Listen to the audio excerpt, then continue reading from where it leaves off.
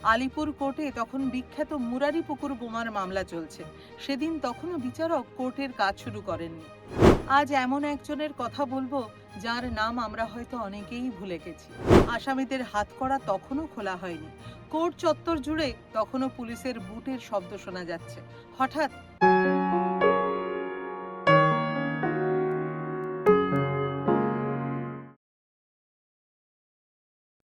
আজ এমন একজনের কথা বলবো যার নাম আমরা হয়তো অনেকেই ভুলে গেছি। নতুন প্রজন্ম হয়তো তার নাম শোনেওনি। তিনি অবিনাশ চন্দ্র ভট্টাচার্য। তিনি ছিলেন অগ্নিযুগের এক অন্যতম প্রধান বিপ্লবী। বিখ্যাত আলিপুর বোমার মামলায় ব্রিটিশ সরকার তাকে গ্রেপ্তার করেছিল। 1909 সালের মে মাসে অবিনাশ চন্দ্র যাবজ্জীবন কারাদণ্ডে দণ্ডিত হন। যদিও 1915 সালে মুক্তি পেয়েছিলেন তিনি। তার লেখা ইউরোপে ভারতীয় বিপ্লবের সাধনা বইটি একসময় খুব জনপ্রিয়তা পেয়েছিল। তার এই বইয়ে গুরুদেবের একটি গানের প্রসঙ্গ এসেছে। আলিপুর কোর্টে তখন বিখ্যাত মুরারি পুকুর বোমার মামলা চলছে। সেদিন তখনও বিচারক কোর্টের কাজ শুরু করেননি। আসামিদের হাতকড়া তখনও খোলা হয়নি। কোর্ট চত্বর জুড়ে তখনও পুলিশের বুটের শব্দ শোনা যাচ্ছে। হঠাৎ কাঠগড়ায় দাঁড়িয়ে এক বিপ্লবী গেয়ে উঠলেন গান। কে ছিলেন সেই বিপ্লবী? তিনি ছিলেন এক ও অদ্বিতীয় উল্লাসকর দত্ত।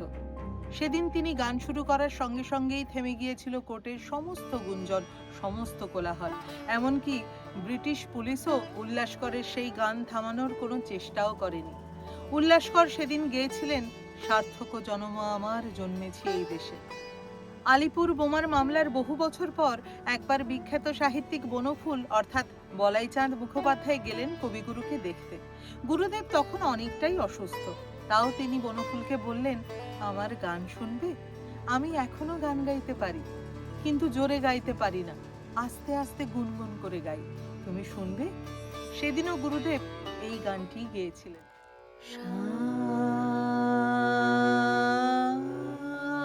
সার্থক জনম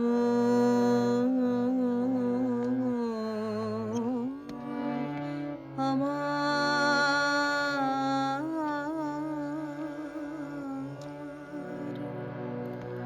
জন্মেছি এই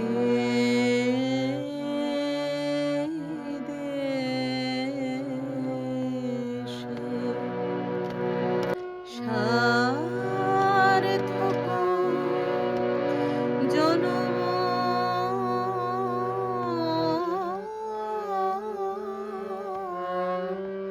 মাগো, সার্থক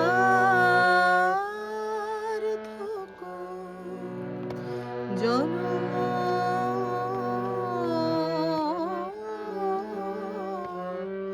মাগো,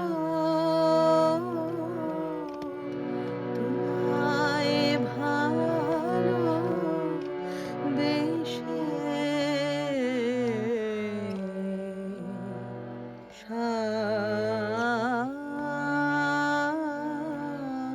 সার্থক জনম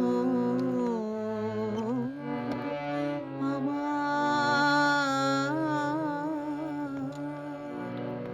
জন্মেছি এই দেশে। আজ তবে এটুকুই। দেখা হচ্ছে পরের পর্বে নতুন কোনো কাহিনী নিয়ে। আপনারা ভালো থাকুন, সুস্থ থাকুন, আর আপনাদের মূল্যবান মতামত আমাকে জানাতে একদম ভুলবেন না।